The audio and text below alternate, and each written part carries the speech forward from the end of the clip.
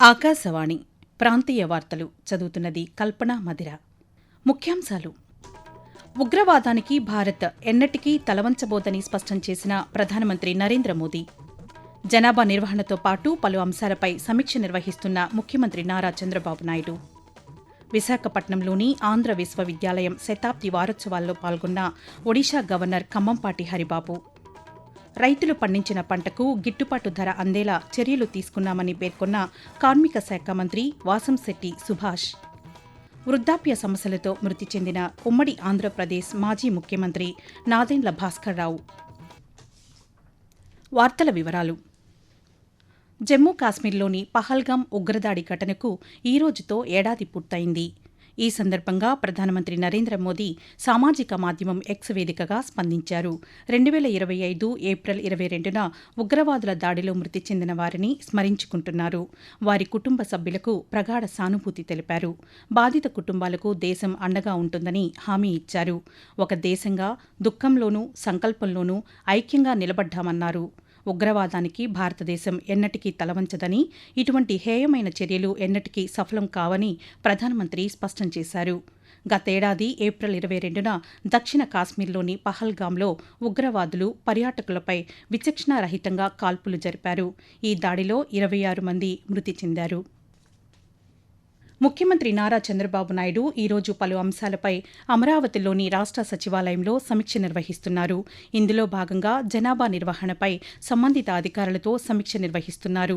రాష్ట్రంలో జనాభా సమతుల్యత కోసం జనాభా నిర్వహణకు కొత్త విధానాలు, ప్రోత్సాహకాలు వంటి అంశాలపై ముఖ్యమంత్రి అధికారులకు పలు సూచనలు చేశారు. అనంతరం మధ్యాహ్నం సంజీవని ప్రాజెక్టుపై ముఖ్యమంత్రి చర్చించనున్నారని అధికారులు తెలిపారు. విశాఖపట్నంలోని ఆంధ్ర విశ్వవిద్యాలయంలో నిర్వహిస్తున్న శతాబ్ది వారోత్సవాల్లో ఒడిషా గవర్నర్ కంభంపాటి హరిబాబు ఈరోజు పాల్గొన్నారు. ఈ సందర్భంగా పూర్వ విద్యార్థులను, అధ్యాపకులను ఆయన జ్ఞాపికలతో సత్కరించారు. అనంతరం ఆయన మాట్లాడుతూ ఎంతో మంది విద్యార్థులను ఆంధ్ర విశ్వవిద్యాలయం తీర్చిదిద్దిందని తెలిపారు. ఈ విశ్వవిద్యాలయంలో తాను కూడా ఒక విద్యార్థి అని గుర్తు చేసుకుంటూ, అందుకనే నేను ఎక్కడికి వెళ్ళినా ఎప్పుడైనా నా రాజకీయ జీవితం గురించి మాట్లాడినప్పుడు నేను చెప్పేది ఒకటే: ఆంధ్ర విశ్వ కళా పరిషత్తు కళామ తల్లి ఒడిలో నేను రాజకీయ ఓనమాలు నేర్చుకున్నాను. ఉద్యమం అనేది అనేక రకాలుగా ఉంటాయి. విద్యార్థుల సమస్యలు వచ్చినప్పుడు విద్యార్థుల్ని కలెక్టర్ ఆఫీసు నడిపించడం, విద్యార్థులనే కాదు, నేను అధ్యాపకుడుగా ఉన్నప్పుడు అధ్యాపకులను కూడా కలెక్టర్ ఆఫీసు నడిపించాను. చాలా మందికి గుర్తుండే ఉంటుంది. కాబట్టి ఈ ఆంధ్ర విశ్వవిద్యాలయం, ఈ విశాఖపట్నం నగరం అంటే నాకు అమితమైన అభిమానం, ప్రేమ. సింగపూర్లో రాష్ట్ర మంత్రుల బృందం పర్యటన కొనసాగుతోంది. ప్రజలకు మెరుగైన పాలన, ఉత్తమ సేవలు అందించడంపై సింగపూర్ ప్రభుత్వం శిక్షణ కార్యక్రమంలో భాగంగా ఈరోజు సింగపూర్ హోంమంత్రి షణ్ముగంతో మంత్రులు సమావేశమయ్యారు. ఈ సందర్భంగా సింగపూర్లో ప్రజల భద్రతకు తీసుకుంటున్న చర్యలు, ఆ దేశ చట్టాలపై రాష్ట్ర మంత్రులకు షణ్ముగం వివరించారు. సింగపూర్ జాతీయ విశ్వవిద్యాలయంలో సమీకృత ప్రణాళికలు, భవిష్యత్ పట్టణ ప్రణాళికలు, పాలనా అంశాలపై నిర్వహించే శిక్షణలో మంత్రులు పాల్గొంటారు. అనంతరం సింగపూర్ సిటీ గ్యాలరీలను సందర్శించి సింగపూర్ పట్టణ ప్రణాళిక, గత 50 ఏళ్లలో సింగపూర్ ఎలా అభివృద్ధి చెందిందనే అంశంపై మంత్రులు అధ్యయనం చేయనున్నారు. వేసవిలో నీటి కొరతను ఎదుర్కొనేందుకు రాష్ట్ర ప్రభుత్వం చర్యలు తీసుకుంటుందని ప్రభుత్వ చీఫ్ విప్ జీవి ఆంజనేయులు తెలిపారు. పల్నాడు జిల్లా వినుకొండలో ఆయన పాత్రికేయులతో మాట్లాడుతూ వినుకొండలోని సింగర చెరువును పూర్తిగా నింపినట్లు తెలిపారు. గ్రామాల్లో తగినంత తాగునీటి సరఫరా కోసం జలధార కార్యక్రమాన్ని అమలు చేస్తున్నట్లు వెల్లడించారు. అలాగే పీఎం సూర్యఘర్ పథకం ద్వారా గృహాలపై సౌర ఫలకాలను ఏర్పాటు చేసి స్వయం విద్యుత్ ఉత్పత్తిని ప్రోత్సహిస్తున్నామని తెలియజేస్తూ, తాగునీటి రంగంలో రాష్ట్రంలో విప్లవాత్మకమైనటువంటి మార్పులు తీసుకొచ్చారు చంద్రబాబు నాయుడు గారు. ఎన్డీఏ పాలనలో ప్రతి మున్సిపాలిటీలో నాణ్యతా ప్రమాణాలతో డ్రింకింగ్ వాటర్ స్కీమ్ ఇవ్వాలని ఈ రోజు ప్రభుత్వం ముందుకు పోవటం ఎంతో అభినందనీయం. పల్నాడు జిల్లాలో ఎక్కడైతే మంచినీటి సమస్య ఉందో అక్కడ ఈ శాశ్వత మంచినీటి పథకం శాంక్షన్ చేయడం జరిగింది. గత 2 సంవత్సరాలుగా ₹1 కూడా విద్యుత్ ఛార్జీలు పెంచకపోవడం ఎన్డీఏ ప్రభుత్వం యొక్క అచీవ్మెంట్. ప్రజల మీద విద్యుత్ ఛార్జీల భారం మోపలేదు. ఆకాశవాణి ప్రాంతీయ వార్తలు వింటున్నారు. రైతులు పండించిన పంటకు గిట్టుబాటు ధర అందేలా చర్యలు తీసుకున్నామని కార్మిక శాఖ మంత్రి వాసంశెట్టి సుభాష్ తెలిపారు. డాక్టర్ బీఆర్ అంబేద్కర్ కోనసీమ జిల్లా రామచంద్రపురంలోని రైతు సేవా కేంద్రంలో ఏర్పాటు చేసిన రబీ ధాన్యం కొనుగోలు కేంద్రాన్ని ఆయన నిన్న ప్రారంభించారు. అనంతరం మంత్రి మాట్లాడుతూ రైతుల నుంచి ధాన్యం సేకరణకు 210 రవాణా వాహనాలు సిద్ధం చేశామన్నారు. రాష్ట్రంలోని ప్రతి రైతు సేవా కేంద్రం వద్ద కొనుగోలు కేంద్రాలు ఏర్పాటు చేశామని, రైతులు దళారులను నమ్మకుండా నేరుగా కేంద్రాలకు ధాన్యం తీసుకువచ్చి విక్రయించాలని మంత్రి సూచించారు. మహిళా రిజర్వేషన్ బిల్లును అడ్డుకోవడం మహిళా సాధికారతను వ్యతిరేకించడమేనని రాజమహేంద్రవరం పార్లమెంటు సభ్యురాలు దగ్గుపాటి పురంధరేశ్వరి అన్నారు. తూర్పుగోదావరి జిల్లా రాజమహేంద్రవరంలో నారీశక్తి వందన అధినియం, నియోజకవర్గాల పునర్విభజన బిల్లులపై నిన్న పాత్రికేయుల సమావేశం నిర్వహించారు. నారీశక్తి బిల్లు మహిళల ఆర్థిక, సామాజిక, రాజకీయ సాధికారతకు మార్గదర్శకంగా నిలుస్తుందన్నారు.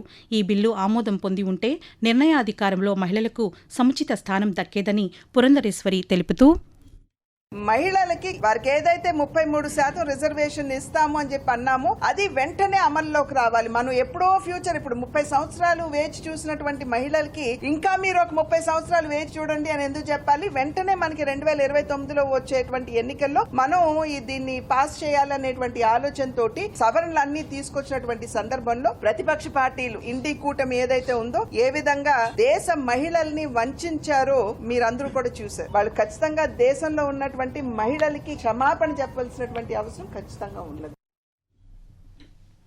ఉమ్మడి ఆంధ్రప్రదేశ్ మాజీ ముఖ్యమంత్రి నాదెండ్ల భాస్కర్రావు ఈరోజు కన్నుమూశారు. వయో సంబంధిత సమస్యలతో హైదరాబాద్లోని ఒక ఆసుపత్రిలో చికిత్స పొందుతూ తుదిశ్వాస విడిచారు.